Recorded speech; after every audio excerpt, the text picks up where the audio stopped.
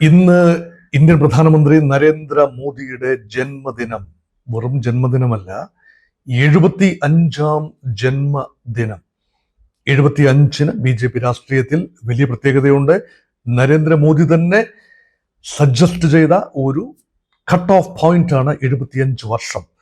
പൊതുജീവിതത്തിൽ BJPയുടെ രാഷ്ട്രീയ ജീവിതത്തിൽ നിന്ന് നേതാക്കൾക്ക് മാറി നിൽക്കാനുള്ള, പ്രത്യേകിച്ച് തിരഞ്ഞെടുപ്പ് പദവികളിൽ നിന്നും, തിരഞ്ഞെടുക്കപ്പെട്ട പദവികളിൽ നിന്നും BJP നേതാക്കൾക്ക് മാറി നിൽക്കാനായി, പ്രത്യേകിച്ച് ഉന്നത നേതാക്കളായ LK അദ്വാനി, മുരളി മനോഹർ ജോഷി, സുമിത്ര മഹാജൻ, ഇങ്ങനെയൊക്കെയുള്ള പ്രധാനപ്പെട്ട നേതാക്കളെ മാറ്റി നിർത്താനായി എന്ന് ആരോപിക്കപ്പെട്ട 75 വയസ്സ് പരിധി മോദി ഇപ്പോൾ കടന്നിരിക്കുന്നു. ഇവിടെ കഴിഞ്ഞ ഏതാനും മാസങ്ങളായി സ്പെക്കുലേഷൻ ഉണ്ടായിരുന്നു, ഒരു ചിന്ത ഉണ്ടായിരുന്നു. മോദി നാടകീയമായി ഒരു പ്രഖ്യാപനം നടത്തുമോ? താൻ 75 വയസ്സാകുന്ന സമയത്ത് ഒരു പ്രഖ്യാപനം നടത്തുമോ? താൻ ഇതാ മാറി നിൽക്കാൻ പോകുന്നു. ഇത് കഴിഞ്ഞ് തെരഞ്ഞെടുപ്പ് വേളയിൽ അരവിന്ദ് കെജ്രിവാൾ, ജയിൽ മോചിതനായി എത്തിയ അരവിന്ദ് കെജ്രിവാളാണ് കൂടത്തിൽ നിന്നും ആ ഭൂതത്തെ തുറന്നുവിട്ട് എല്ലാവരെയും 75ന്റെ പ്രാധാന്യം ഓർമ്മിപ്പിച്ചത്. അതിന് തുടർച്ച എന്ന നിലയിൽ മോഹൻ ഭാഗവത്, RSSന്റെ സംഘ് ചാലക്, അദ്ദേഹത്തിനും 75 വയസ്സാവുകയാണ്. ഉടനെ അദ്ദേഹം പറഞ്ഞു 75 വയസ്സൊരു നിർണായക നാഴികക്കല്ലാണ്. 75 വയസ്സ് കഴിഞ്ഞാൽ ആരെങ്കിലും കഴുത്തിൽ ഒരു തോർത്തുമുണ്ട് ഇട്ട് കഴിഞ്ഞാൽ അതിനർത്ഥം മതിയാക്കി, പെട്ടിയും പടവും കട്ടയും പടവും ഒക്കെ മടക്കി വീട്ടിൽ പൊയ്ക്കോളൂ എന്ന ഒരു സന്ദേശമാണ്. ഇതൊരു ഹാഫ് സീരിയസ് ആയിട്ട് മാത്രമാണ് പറഞ്ഞതെങ്കിലും അത് ടാർഗറ്റ് ചെയ്യപ്പെടുന്നത് നരേന്ദ്രമോദിയാണോ എന്ന സംശയം വന്ന് പല കേന്ദ്രങ്ങളിലും ഉയരുകയും ചെയ്തതാണ്. ആ പശ്ചാത്തലത്തിലാണ് മോദിയുടെ 75-ാം ജന്മദിനവും മോദി ഉണ്ടാക്കിയ ഇമ്പാക്റ്റും, പ്രത്യേകിച്ച് കഴിഞ്ഞ നൂറ്റാണ്ട് മോദിയുടെ നൂറ്റാണ്ടെന്ന് വേണമെങ്കിൽ പറയാം. കാരണം കഴിഞ്ഞ 11 വർഷം ഇന്ത്യൻ പ്രധാനമന്ത്രിയും അതിനു മുൻപ് ഗുജറാത്ത് മുഖ്യമന്ത്രിയുമായിരുന്നു. അപ്പൊ മോദിയുടെ രാഷ്ട്രീയ ജീവിതത്തിൽ കഴിഞ്ഞ ഒരു നൂറ്റാണ്ട്, 24 വർഷം, 2001 മുതൽ തുടർച്ചയായി അദ്ദേഹം ഭരണത്തിലാണ്. അത്രയധികം തുടർച്ചയായി ഭരണത്തിലിരുന്ന അധികം നേതാക്കന്മാരെ ഇന്ത്യയിൽ കണ്ടെത്താനാവില്ല. ഒന്നുകിൽ ഗുജറാത്ത് മുഖ്യമന്ത്രി, ഇടതടവില്ലാതെ അതിനുശേഷം പ്രധാനമന്ത്രി. അപ്പം അദ്ദേഹം പ്രധാനമന്ത്രി സ്ഥാനത്ത് തന്റെ 3-ാം ഊഴം പൂർത്തിയാക്കുമ്പോൾ നെഹ്റുവിന്റെ റെക്കോർഡ് പഴങ്കഥയാവുകയാണ്. ഏറ്റവും കൂടുതൽ കാലം ഇന്ത്യൻ പ്രധാനമന്ത്രി ആയിരുന്നതിന്റെ റെക്കോർഡ് ഇപ്പോൾ ആദ്യ പ്രധാനമന്ത്രി ജവഹർലാൽ നെഹ്റുവിന്റെ പേരിലാണ്. അതിൽ തന്നെ ആദ്യത്തെ പ്രധാനമന്ത്രി പദം, 47-ലെ പ്രധാനമന്ത്രി പദം അദ്ദേഹത്തിന്റെ പൂർണ്ണ ക്രെഡിറ്റിൽ തെരഞ്ഞെടുക്കപ്പെട്ട ഒരു പ്രധാനമന്ത്രിയാണ് എന്ന് പറയാനാവില്ല. നിയമനിർമ്മാണ സഭ നിലവിൽ വരുന്നതിന് മുൻപ്, ഇന്ത്യൻ പാർലമെന്റ് പൂർണ്ണമായ അർത്ഥത്തിൽ നിലവിൽ വരുന്നതിന് മുൻപ് ഒരു കോൺസ്റ്റിറ്റ്യൂവന്റ് അസംബ്ലിയാണ് ഒരു പരിധിവരെ പാർലമെന്റായി പ്രവർത്തിച്ചിരുന്നു. പ്രധാനമന്ത്രി പദത്തിൽ നെഹ്റു എത്തിയത് അവിടെ നിന്നുമാണ്. അതുകൊണ്ട് നെഹ്റുവിനെ പിന്തള്ളി ഭാരതത്തിന്റെ ചരിത്രത്തിൽ ദൈർഘ്യമേറിയ പ്രധാനമന്ത്രി കസേര എന്നത് മോദിയുടെ പേരിൽ ചേർക്കപ്പെടാൻ പോകുമ്പോൾ ഈ 75-ാം വർഷത്തിൽ നിന്നുകൊണ്ട് ഒരു തിരിഞ്ഞു നോട്ടം, മോദിയുടെ ഒരു ലെഗസി നെഹ്റുവിയൻ ലെഗസിയേക്കാൾ മുന്നിട്ട് നിൽക്കുമോ, അതോ നെഹ്റുവിയൻ ലെഗസിയെ റീപ്ലേസ് ചെയ്തുകൊണ്ട് ഭാരതം മോദി ലെഗസിയിലേക്ക് ആകൃഷ്ടരാകുന്നു, അതോ മോദി ഒരു ബാലൻസിങ് ആക്ട് മാത്രമാണോ? പരിശോധിക്കാം. മോദിയുടെ ഒരു ശൈലി നോക്കൂ, ഒരു അൺകംപ്രമൈസിങ് ആറ്റിറ്റ്യൂഡ്, അതാണ് മോദിയെ വിമർശന വിധേയനാക്കുന്നതും മോദിയെ ഇതിഹാസ നായകനാക്കുന്നതും. ഒരേ വിശേഷം തന്നെ, ഒരേ സവിശേഷത തന്നെയാണ്. ഈ വീഡിയോയിൽ മോദി സ്തുതികളോ മോദി വിമർശനങ്ങളോ അല്ല ഉദ്ദേശം. നരേന്ദ്രമോദി എന്ന രാഷ്ട്രീയ നേതാവിനെ, പച്ചയായ മനുഷ്യനെ പച്ചയായി തന്നെ മനസ്സിലാക്കാനുള്ള നിഷ്പക്ഷമായ ഒരു ശ്രമമാണ്. അത് ദയവായി മോദി ഭക്തന്മാർ ക്ഷമിക്കുക, മോദി വിരോധികൾ ക്ഷമിക്കുക. മോദി ഭക്തിയോ മോദി വിരോധമോ അല്ല ഈ വീഡിയോയുടെ ഇതിവൃത്തം. 75-ാം വയസ്സിൽ നിന്നുകൊണ്ട് മോദിയുടെ ഭരണ കാര്യത്തെ ഒന്ന് വിമർശനപരമായും നിഷ്പക്ഷമായും ഒരു നിലയിരുത്തൽ നടത്തുക എന്നത് മാത്രമാണ് ഉദ്ദേശം. ഒരു കാര്യം, നിലപാടുകളുടെ കാർക്കശ്യം മോദിയുടെ സവിശേഷതയാണ്. അത് പോസിറ്റീവുമാണ്, നെഗറ്റീവുമാണ്. ഗുജറാത്ത് കലാപത്തിൽ മോദി ഖേദം പ്രകടിപ്പിച്ചില്ല. ആയിരക്കണക്കിന് ആളുകളാണ് ഡിസ്പ്ലേസ്ഡ് ആയത്. വലിയ രീതിയിലുള്ള മരണസംഖ്യ ഉണ്ടായി. മോദി മുഖ്യമന്ത്രിയായപ്പോഴാണ്. പ്രധാനമന്ത്രിയായിരുന്ന അടൽ ബിഹാരി വാജ്പേയി പോലും വലിയ വിമർശനത്തോടു കൂടി തന്നെയാണ് മോദിയുടെ ആ ഒരു മുഖ്യമന്ത്രി പദത്തെ കണ്ടതും. പക്ഷേ മോദിക്ക് അവിടെ കുലുക്കമില്ലായിരുന്നു. ഇപ്പോഴിതാ സമീപകാലത്ത് മണിപ്പൂരിലെ വംശീയ കലാപം, അവിടെ ബിരേൻ സിംഗിനെ പുറത്താക്കാൻ വൈകിയെങ്കിലും അദ്ദേഹം പുറത്തായി. മുഖ്യമന്ത്രി ബിരേൻ സിംഗ് BJP മുഖ്യമന്ത്രി പുറത്തായി. അതിൽ പ്രധാനമന്ത്രി നരേന്ദ്രമോദി പ്രതികരിക്കാൻ വിസമ്മതിക്കുന്നത്, രാജ്യത്തെ മുൾമുനയെ നിർത്തിക്കൊണ്ട് മോദിയുടെ മൗനം, ആ മൗനം വലിയ വാചാലമായിരുന്നു. ആ മൗനം ഭഞ്ജിക്കാൻ ഇപ്പോഴത്തെ പ്രതിപക്ഷ നേതാവ്, അന്ന് മുഖ്യ കോൺഗ്രസ് നേതാവായിരുന്ന രാഹുൽ ഗാന്ധി ശ്രമിച്ചതും അവിശ്വാസ പ്രമേയത്തിലൂടെ മോദിക്ക് മറുപടി പറയേണ്ടി വന്നതും ആ മറുപടി മണിപ്പൂരിനെ കുറിച്ച് ഒരു വാചകത്തിൽ ഒതുക്കിയതും എല്ലാം ചരിത്രമാണ്. ഇപ്പോൾ ഇതാ മറ്റു വിഷയങ്ങളൊന്നും ഇല്ലാതിരിക്കും മണിപ്പൂരിൽ പെട്ടെന്ന് നാടകീയമായി മോദി കഴിഞ്ഞ ആഴ്ച നടത്തിയ സന്ദർശനം. അവിടെയും ചില മുറിവുണക്കുന്നതിനുള്ള വൈകിയ ശ്രമങ്ങൾ എന്നതിനേക്കാൾ കൂടുതൽ കാര്യമായ അഭിപ്രായ പ്രകടനങ്ങളൊന്നും മോദിയിൽ നിന്നും ഉണ്ടായില്ല എന്നതും പ്രസ്താവ്യമാണ്. അതുകൊണ്ട് അദ്ദേഹം എടുക്കുന്ന നിലപാടുകൾ ശരിയോ തെറ്റോ ആയിക്കൊള്ളട്ടെ, അത് വിവാദ വിഷയങ്ങളിലായിക്കൊള്ളട്ടെ, അതുപോലെ അയോധ്യ രാമക്ഷേത്രത്തിലെ പ്രാണപ്രതിഷ്ഠ നടക്കുമ്പോൾ അത് BJPയുടെ ഒരു പ്രോജക്റ്റ് മാത്രമല്ല, വിശ്വ ഹിന്ദു പരിഷത്തിന്റെ പ്രോജക്റ്റാണ്, ഹൈന്ദവ സമൂഹത്തിന്റെ മൊത്തത്തിലുള്ള ആശയാവിഷ്കാരം തന്നെയാണ്, അല്ല എന്ന് പറയാനാവില്ല. അതിന്റെ തലപ്പത്ത് രക്ഷാധികാര സ്ഥാനത്ത് നിന്നുകൊണ്ട് ഇന്ത്യയുടെ പ്രധാനമന്ത്രി നരേന്ദ്രമോദി ആ ഒരു കൾച്ചറൽ ഒരു ലീഡർഷിപ്പ്, അവിടെയും വിമർശനങ്ങൾ ഉയർന്നു. പ്രധാനമന്ത്രിക്ക് അത് ചേരുന്ന കാര്യമാണോ? പാർലമെന്റിന്റെ പുതിയ മന്ദിരം ശിലാസ്ഥാപനം നടക്കുന്ന സമയത്ത് ഹിന്ദു സന്യാസിമാരെ കൊണ്ടുവന്ന് അതിന്റെ കാർമ്മികത്വത്തിൽ മുന്നിൽ നിന്ന നരേന്ദ്രമോദി, അത് ശരിയാണോ? ഇതെല്ലാം ശരിയാണ്. മോദി ചെയ്യുന്നതെല്ലാം തന്നെ ശരിയാണ്. താൻ ആരുടെയും സാങ്ഷന് വിധേയനല്ല, ആരുടെയും അഭിപ്രായം ചോദിച്ചിട്ടല്ല.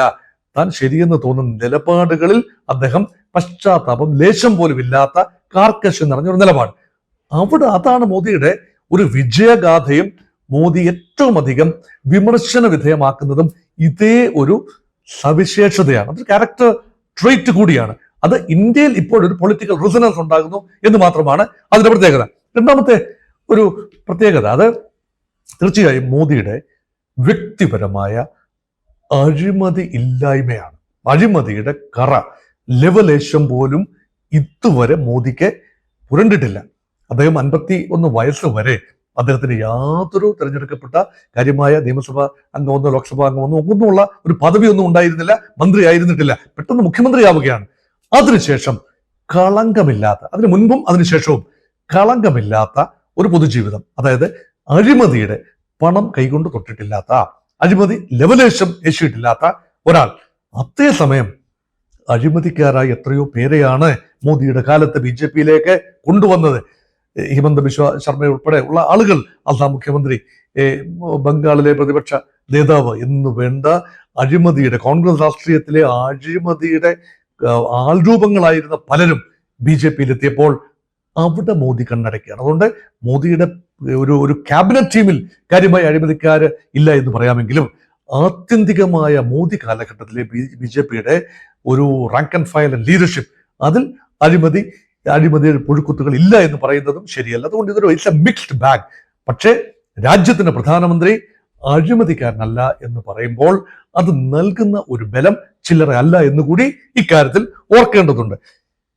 മൂന്നാമത്തെ ഒരു ഡയമെൻഷൻ, മോദിയുടെ ഒരു ക്യാരക്ടർ ട്രേറ്റ് എന്ന് പറയാനാവില്ല, അദ്ദേഹം ബോധപൂർവം സൃഷ്ടിച്ചെടുക്കുന്ന ഒരു പ്രതിച്ഛായയുണ്ട്. വികസിത് ഭാരത് 2047, അതായത് സ്വാതന്ത്ര്യാനന്തരം 100 വർഷം കഴിയുന്ന ആ വേളയിൽ ഏതായാലും മോദി ആയിരിക്കില്ല പ്രധാനമന്ത്രി, ഉറപ്പാണ്.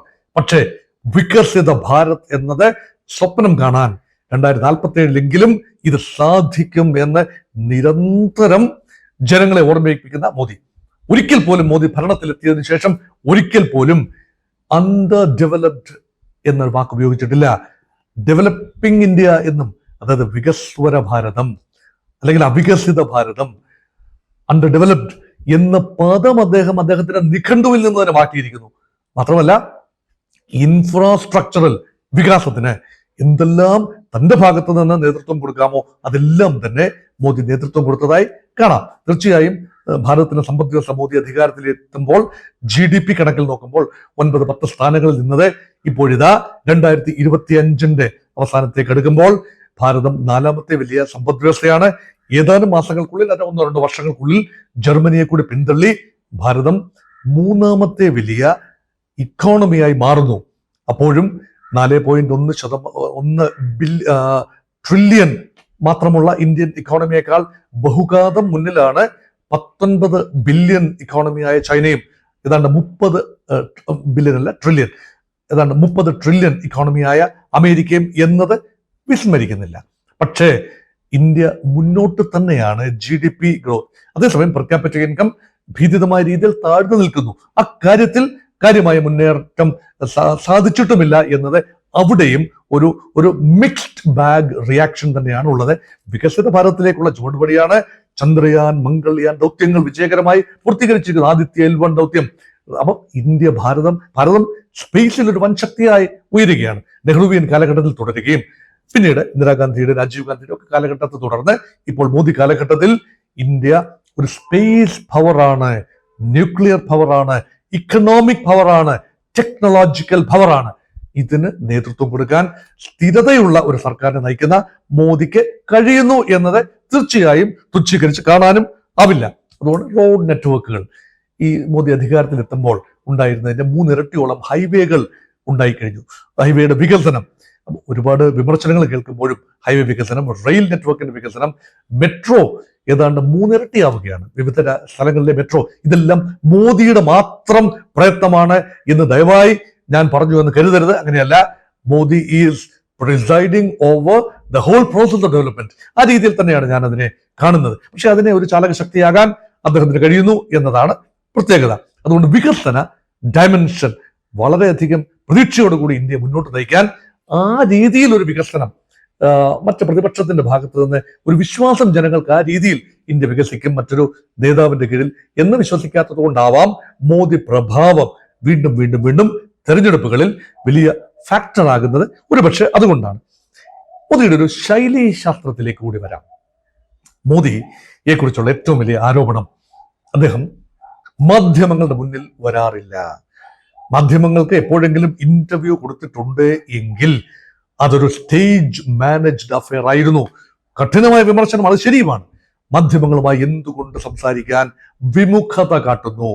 എന്തുകൊണ്ട് പ്രസ് ചോദിക്കുന്ന ചോദ്യങ്ങൾക്ക് പത്രലേഖകന്മാർ, ടെലിവിഷൻ റിപ്പോർട്ടർമാർ ചോദിക്കുന്ന ഡയറക്റ്റ് ചോദ്യങ്ങൾക്ക് രാഹുൽ ഗാന്ധി മറുപടി പറയുന്നത് പോലെ എന്തുകൊണ്ട് മോദിക്ക് മറുപടി പറയാൻ കഴിയുന്നില്ല? മൻമോഹൻ സിംഗ് മറുപടി പറയുമായിരുന്നു, ഇന്ദിരാഗാന്ധി മറുപടി പറയുമായിരുന്നു, രാജീവ് ഗാന്ധി പറയുമായിരുന്നു, നരസിംഹറാവു പോലും മറുപടി പറയുമായിരുന്നു. മോദി അതിൽ നിന്നും വ്യത്യസ്തനാണ്. അതിനു പകരമായി അദ്ദേഹം ഉപയോഗിക്കുന്ന മാർഗം മാസ് റാലീസ്.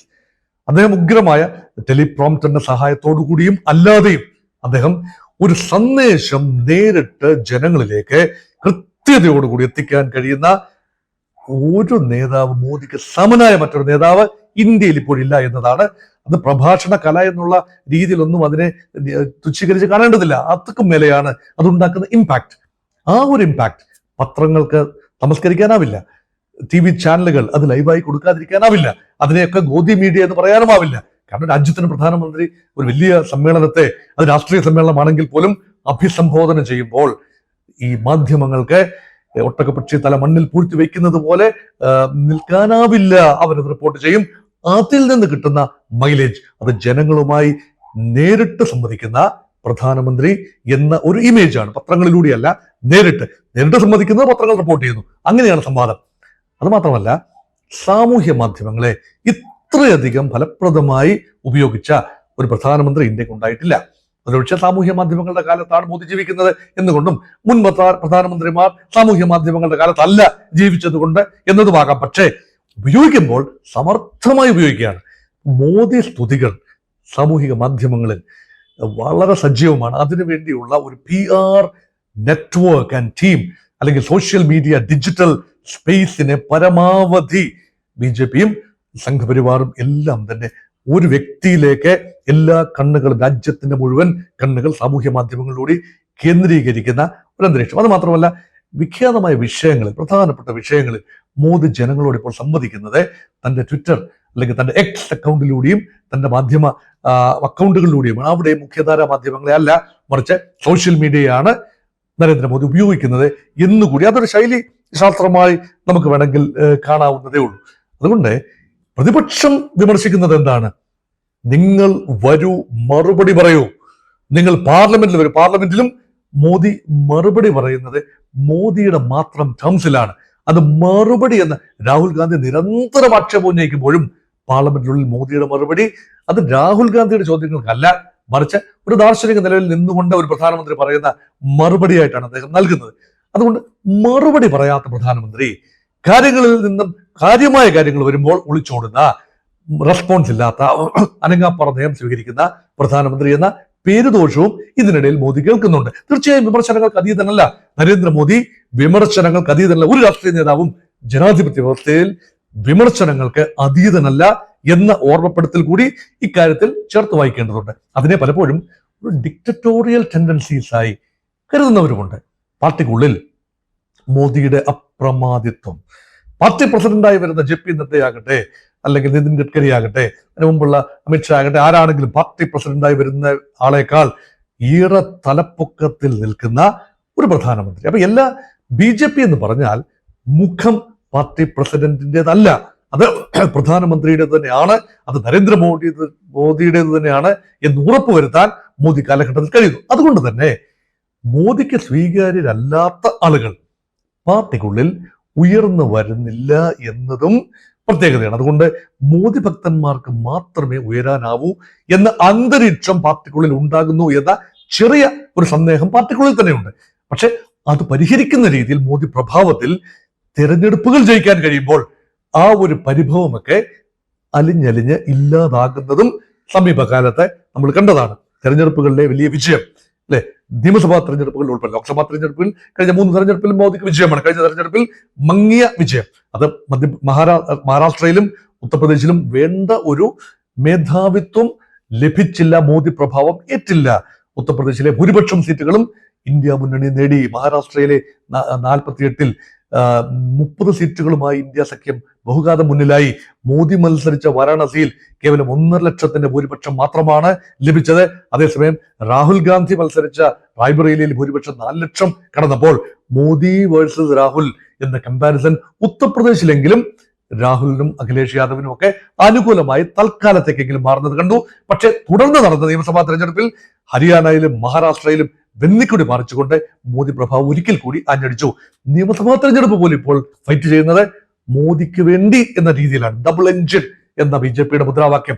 കേന്ദ്രത്തിൽ നിരന്തരം മോദി, അതുകൊണ്ട് സംസ്ഥാനത്തും നിരന്തരം BJP എന്ന് പറയുന്ന ഡബിൾ എഞ്ചിൻ അത് ഇതുവരെ ഉത്തരേന്ത്യൻ ഹൃദയഭൂമിയിൽ, ഹിന്ദി ഹാർട്ട്ലാൻഡിൽ അത് വർക്ക് ചെയ്യുന്നുണ്ട് എന്നതുകൊണ്ട് സംഘടനയ്ക്കുള്ളിൽ നിന്ന്, പാർട്ടിക്കുള്ളിൽ നിന്ന്, സംഘപരിവാറിനുള്ളിൽ നിന്ന് മോദിക്കെതിരെ കാര്യമായ വിമർശനങ്ങൾ ഉയർന്നില്ല. ഏക വ്യത്യസ്തത മോഹൻ ഭാഗവത് ഇടയ്ക്കിടയ്ക്ക് പറയുന്ന ചില വാക്കുകൾ അടർത്തിയെടുത്ത് അത് മോദി വിരുദ്ധതയല്ലേ, മോദിയുടെ പ്രഭാവം അത്രയ്ക്ക് അങ്ങോട്ട് വേണോ എന്ന RSSന്റെ സർസംഘചാലകന്റെ ചിന്ത എന്ന രീതിയിൽ വിമർശനങ്ങൾ ഉണ്ടാകാറുമുണ്ട്. അതുകൊണ്ട് ഒരു ഡിക്റ്ററ്റോറിയൽ ടെൻഡൻസി കാട്ടുന്നത് ഒരുപക്ഷെ ഒരു തന്ത്രത്തിന്റെ, ഒരു keep the house in order അതിനുവേണ്ടിയാണ് എന്ന് ഇതിനെ ന്യായീകരിക്കുന്നവർ പറയുകയും ചെയ്യുന്നു. ഒരു കാര്യം കൂടി നോക്കണം, മോദിയെ മനസ്സിലാക്കണമെങ്കിൽ മോദിയുടെ വിദേശ നയം മനസ്സിലാക്കണം. മോദിയുടെ വിദേശ നയം എന്നൊന്നില്ല, ഇന്ത്യയുടെ വിദേശ നയമാണ്. ആ ഇന്ത്യയുടെ വിദേശ നയത്തിന്റെ ശില്പി ആരും മാർക്ക് തരണ്ട, അത് ജവഹർലാൽ നെഹ്റു തന്നെയാണ്. പക്ഷെ നെഹ്റുവിയൻ വിദേശ നയം, നെഹ്റുവിയൻ നയം അതൊരു ബാധ്യതയാവുന്നു എന്ന് ഒളിഞ്ഞും തെളിഞ്ഞും തന്റെ വാക്കുകളിലൂടെ, പ്രവർത്തനത്തിലൂടെ മോദി തെളിയിച്ചുകൊണ്ടിരിക്കുകയാണ്. അതുകൊണ്ട് ഒരു വിശ്വ നേതാവ് ജൈത്രയാത്ര നടത്തുന്ന ഒരു കാഴ്ച അത് ലോകം കാണണമെന്നും തന്റെ സ്വന്തം ജനതയായ ഭാരതീയർ കാണണമെന്നും അത് എക്കാലത്തും മനസ്സിൽ തങ്ങി നിൽക്കണമെന്നും ആണ് മോദി ഒരുപക്ഷെ ആഗ്രഹിക്കുന്നത്. അതുകൊണ്ട് മോദിയുടെ ഒരു വീക്ക് പോയിന്റ് ആണ് ഫോറിൻ പോളിസി. അദ്ദേഹത്തിന് ലോകരാഷ്ട്രീയം, ഗുജറാത്ത് മുഖ്യമന്ത്രിയായിരുന്ന നരേന്ദ്രമോദിക്ക് എത്രത്തോളം അന്താരാഷ്ട്ര രാഷ്ട്രീയം വഴങ്ങും എന്ന ചോദ്യം ചോദിച്ചവരാണ് ഏറെ. പക്ഷെ അവരിൽ പലരും ഇന്ന് നിശബ്ദരാണ്. ഇന്ത്യയുടെ വിദേശ നയത്തിൽ വലിയ രീതിയിൽ പോരായ്മകൾ കണ്ടെത്തുന്നവരുണ്ട്. നെയ്ബർഹുഡ് ഫസ്റ്റ് എന്ന നയം എവിടെ? നെയ്ബർഹുഡിലെ മിക്ക രാജ്യങ്ങളും ഇന്ത്യക്കെതിരെ തിരിയുന്ന ഒരു കാഴ്ച. ബംഗ്ലാദേശിൽ ഇന്ത്യ അനുകൂല ഗവൺമെന്റ് താഴെ വീണു, ഇന്ത്യക്ക് ഒന്നും ചെയ്യാൻ കഴിഞ്ഞില്ല. ഷെയ്ഖ് ഹസീനയ്ക്ക് ഇന്ത്യ അഭയം കൊടുക്കേണ്ടി വന്നു. മാലദ്വീപിനെ പോലും ഇടയ്ക്ക് പിടക്കേണ്ടി വന്നു. പാകിസ്ഥാനുമായി നിരന്തരം തുടരുന്ന സംഘർഷം ഇപ്പോൾ ഓപ്പറേഷൻ സിന്ദൂറിലെത്തി നിൽക്കുന്നു. ശ്രീലങ്കയിൽ ഇന്ത്യ അനുകൂല ഗവൺമെന്റ് സൃഷ്ടിക്കാൻ ഇന്ത്യക്ക് കഴിയുന്നില്ല. അതുകൊണ്ട് നേപ്പാളിൽ പോലും ഭരണമാറ്റം ഉണ്ടാകുമ്പോൾ ഇന്ത്യയുടെ ഒരു കൈവെപ്പ് അവിടെ ഇല്ലാതെ പോകുന്നു.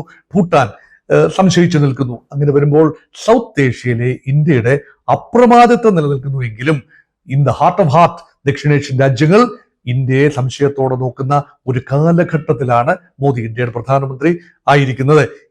ഇവിടെ ചൈനയുമായുള്ള ബന്ധം ഉൾപ്പെടെ പുനഃക്രമീകരിക്കാൻ തയ്യാറാവുന്ന മോദിയെ കാണുന്നു. കാരണം ചൈനയുമായി ഒരു വിട്ടുവീഴ്ചയുമില്ല. ചൈനയുമായ സംഘർഷം, ഗൽവാൻ സംഘർഷവും ഒക്കെ നടന്നത് മോദിയുടെ ഭരണകാലത്ത് തന്നെയാണ്. പക്ഷേ ആ സംഘർഷമുണ്ടെങ്കിലും ഷീ ജിൻപിങ്ങുമായി 2017 ശേഷം ഇപ്പോൾ ഇതാ വീണ്ടും കണ്ടുമുട്ടി നല്ല ബന്ധം തുടരാൻ ആഗ്രഹിക്കുന്ന, അല്ലെങ്കിൽ അങ്ങനെ പൊതുവെ ഒരു നിലപാടെടുക്കുന്ന മോദിയെ കാണുന്നു. റഷ്യയുമായി നിരന്തരം പുത്തിനുമായുള്ള വ്യക്തിപരമായ ചങ്ങാത്തം, റഷ്യയുമായ ഇന്ത്യയുടെ ബന്ധം, അത് പാശ്ചാത്യ വിലക്കുകളെ വെല്ലുവിളിച്ചുകൊണ്ട് ഇന്ത്യക്ക് ഓയിൽ ട്രേഡ് റഷ്യയുമായി നടത്താൻ മോദിയുടെ കാലത്ത് സുദൃഢമായ തീരുമാനം. അത് 2022 ഉക്രൈൻ യുദ്ധം വരുന്നതുവരെ ഇന്ത്യ റഷ്യയിൽ നിന്നും കാര്യമായി എണ്ണ വാങ്ങുന്നില്ലായിരുന്നു. ഇപ്പോൾ ഇന്ത്യൻ ആവശ്യത്തിന്റെ 38% റഷ്യയിൽ നിന്നാണ് എണ്ണ വാങ്ങുന്നത്. അത് അമേരിക്കയെ ചൊടിപ്പിച്ചു.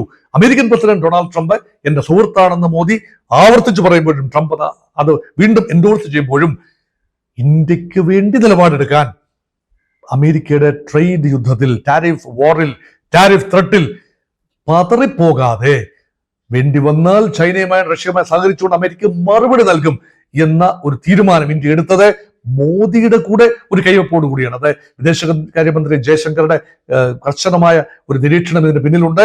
നമ്മുടെ നാഷണൽ സെക്യൂരിറ്റി അഡ്വൈസർ അജിത് ഡോവലിന്റെ ചിന്തയുണ്ട്, മറക്കുന്നില്ല. പക്ഷേ മോദിയുടെ ലീഡർഷിപ്പിൽ ഇന്ത്യ സുരക്ഷിതമാണ്, ഇന്ത്യയെ ഭയക്കേണ്ടതുണ്ട് എന്ന രീതിയിൽ തന്നെ അമേരിക്ക ചിന്തിച്ചു തുടങ്ങുന്നതിന്റെ പിന്നിൽ ശക്തമായ പൊളിറ്റിക്കൽ ലീഡർഷിപ്പ് മോദിയിൽ കാണുന്നു അമേരിക്ക എന്ന് തന്നെയാണ് കാണേണ്ടത്. അതുകൊണ്ട് മോദി സന്ദർശിച്ച രാജ്യങ്ങൾ മറ്റൊരു പ്രധാനമന്ത്രിയും സന്ദർശിച്ചിട്ടില്ലാത്ത ഇടങ്ങളിലേക്ക് വരെ, എത്രയും എണ്ണം രാജ്യങ്ങളിൽ മോദി സന്ദർശനം നടത്തി. ഗ്ലോബ് ട്രോട്ടിംഗ് പ്രൈം മിനിസ്റ്റർ എന്ന ഖാദി. അമേരിക്ക യാത്രാമധ്യമൊക്കെ വിമാനത്തിൽ വെച്ച് ഫയലുകൾ നോക്കി 18 മണിക്കൂർ ജോലി ചെയ്ത് ജീവിക്കുന്ന ഇന്ത്യൻ പ്രധാനമന്ത്രി. അപ്പൊ വിദേശകാര്യ നയം നോക്കണം, ആഭ്യന്തര സുരക്ഷ നോക്കേണ്ടതുണ്ട്, വിമർശനങ്ങൾ നേരിടേണ്ടതുണ്ട്, കൂട്ടത്തിൽ ദേശീയ ഭരണനിർവഹണം നോക്കേണ്ടതുണ്ട്. ഇതെല്ലാം തന്നെ മൾട്ടി ടാസ്കിംഗ് ആണ്. ഇത്രയും കഠിനാധ്വാനിയായ ഒരു പ്രധാനമന്ത്രി, ഒരു നാച്ചുറലി ടാലന്റഡ് എന്നത് അല്ല ഇവിടെ വിഷയം. Is he A visionary? ഇന്ത്യക്ക് വേണ്ടി ദാർശനികമായി വിഷനോടുകൂടി ചിന്തിക്കാൻ കഴിയുന്ന ഒരു വ്യക്തിയാണോ ഇന്ത്യയുടെ പ്രധാനമന്ത്രി മോദി? അതോ അദ്ദേഹത്തിൻ്റെത് വെറും ഗിമ്മിക്ക് മാത്രമാണോ? സോഷ്യൽ മീഡിയ ഇനിഷ്യേറ്റീവിലൂടെ അല്ലെങ്കിൽ PR എക്സസൈസിലൂടെ മാത്രം ഊതിപ്പെരുപ്പിച്ച ഒരു ഇമേജ് ആണോ?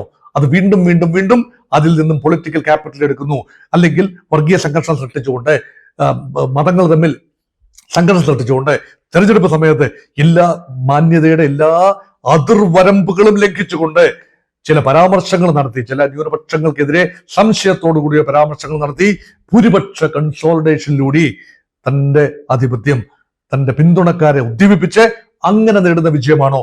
അതോ ഇലക്ഷൻ അട്ടിമറിച്ചുകൊണ്ട്, വോട്ടിംഗ് യന്ത്രത്തിൽ തിരിമറി കാണിച്ചുകൊണ്ടോ, അല്ല എങ്കിൽ വോട്ടേഴ്സ് ലിസ്റ്റിൽ കൃത്രിമം കാണിച്ചുകൊണ്ടോ, വോട്ട് ചോരി നടത്തിക്കൊണ്ടോ, രാഹുൽ ഗാന്ധി പറയുന്ന പോലെ അങ്ങനെ അധികാരത്തിൽ തുടരുന്ന പ്രധാനമന്ത്രിയാണോ?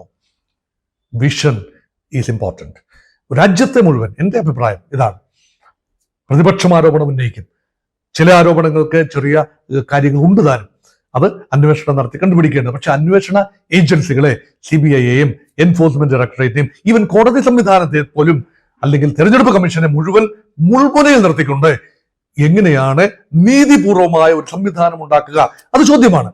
അതിന് മറുപടി എന്ന നിലയിൽ അവിടെ സംവിധാനം ചിതറിപ്പോകാതെ നേതൃത്വം കൊടുക്കുമ്പോൾ സ്വാഭാവികമായി പ്രതിപക്ഷം അതിന് തങ്ങളുടെ വാദഗതികൾ ജനങ്ങൾ അംഗീകരിക്കുന്നില്ല എന്ന് പറയുമ്പോൾ ഈ ജനവിധിയെ തന്നെ സംശയമുനയിൽ നിർത്തുന്ന പ്രതിപക്ഷത്തിന്റെ തന്ത്രമായി മറുപക്ഷത്തും ഡിഫൻസ് ഉണ്ട്. അതുകൊണ്ട് ഇത് രണ്ടും കൊണ്ടും കൊടുത്തും തന്നെയാണ് നരേന്ദ്രമോദി ഇതുവരെ മുന്നേറിയത്.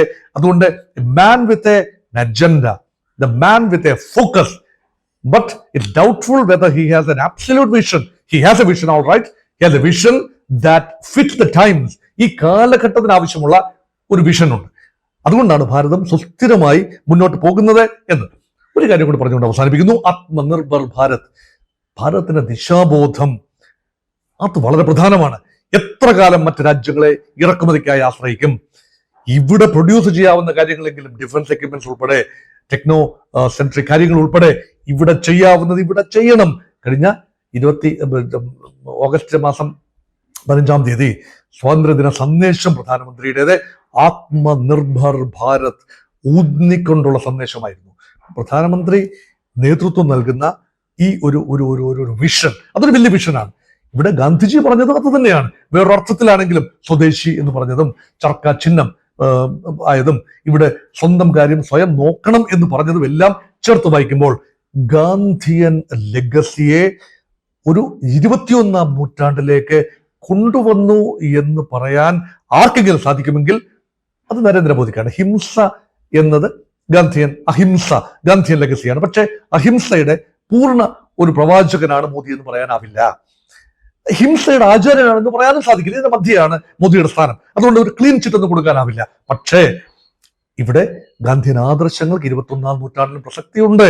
ആത്മനിർഭർ ഭാരതത്തിലൂടെ, സ്വദേശിയിലൂടെ, സ്വയം സെൽഫ് റിലയൻസിലൂടെ അത് കാട്ടിത്തരുന്നു. നെഹ്റുവിയൻ ലെഗസിയിൽ നിന്നും ഭാരതം മാറേണ്ടത്, സോഷ്യലിസ്റ്റ് ചില കാര്യങ്ങൾ ഇന്ത്യക്ക് ഗുണകരമായി വന്നു. സോഷ്യലിസ്റ്റ് കാഴ്ചപ്പാടുകൾ 2008 ആഗോള സാമ്പത്തിക മാന്ദ്യത്തിൽ ഇന്ത്യക്ക് ഗുണകരമായി വന്നു. എങ്കിൽ പോലും മാറിയ സാഹചര്യത്തിൽ സോഷ്യലിസ്റ്റ് ദർശനങ്ങളിൽ നിന്നും മാറിപ്പോവുകയും നെഹ്റുവിയൻ കാഴ്ചപ്പാടിൽ നിന്നും ഏറെ അകലം പാലിക്കുകയും ഗാന്ധിയൻ ലെഗസി തിരിച്ചു കൊണ്ടുവരികയും സംഘപരിവാർ അജണ്ട മുന്നിൽ നിർത്തിക്കൊണ്ട് ഒരു ദേശീയത, തീവ്ര ദേശീയത, അത് പൊളിറ്റിക്കൽ ഓവർച്യൂസ് ഉള്ളതാണ്. രാജ്യത്തെ ഒരുമിപ്പിച്ച് നിർത്താൻ ഇതുവരെ കഴിഞ്ഞിട്ടുണ്ട്. വലിയ ശൈഥില്യങ്ങളൊന്നും ഉണ്ടാകാതെ, വലിയ സംഘർഷങ്ങൾ ഇന്ത്യക്കുള്ളിൽ ഉണ്ടാകാതെ, അത് വലിയ അടിച്ചമർത്തലുകൾ ഉണ്ടാവാതെ, സംസ്ഥാന ഗവൺമെന്റുകളെ നിരന്തരം പിരിച്ചുവിടുന്ന മുൻകാല കോൺഗ്രസ് നിലപാടുകളിൽ നിന്നും വിഭിന്നമായി കാര്യങ്ങൾ മുന്നോട്ട് കൊണ്ടുപോകാൻ മോദിക്കാവുന്നു. ഘടനകളെ സ്വാംശീകരിച്ച് ഘടനകളെ കൂടെ നിർത്തി തന്നെയാണ് എന്ന് ആരോപിക്കപ്പെടുമ്പോഴും കാര്യങ്ങൾ ഭംഗിയായി മുന്നോട്ട് തന്നെ പോകുന്നു. India is marching ahead. അതുകൊണ്ട് മോദിക്ക് കൊടുക്കേണ്ട സർട്ടിഫിക്കറ്റ്, മെറിറ്റ് സർട്ടിഫിക്കറ്റ് കൊടുക്കുക തന്നെ വേണം. പക്ഷേ നമ്മുടെ പ്രധാനമന്ത്രി വിമർശനത്തിന് അതീതനല്ല എന്ന് ഒരിക്കൽ കൂടി ഓർമ്മിപ്പിച്ചുകൊണ്ട് മോദി സ്തുതിയുമല്ല, മോദി വിമർശനവുമല്ല, മോദി വിലയിരുത്തലായി മാത്രം ഈ സംസാരത്തെ കേൾക്കണമെന്ന് താഴ്മയായി അഭ്യർത്ഥിച്ചുകൊണ്ട് അവസാനിപ്പിക്കട്ടെ.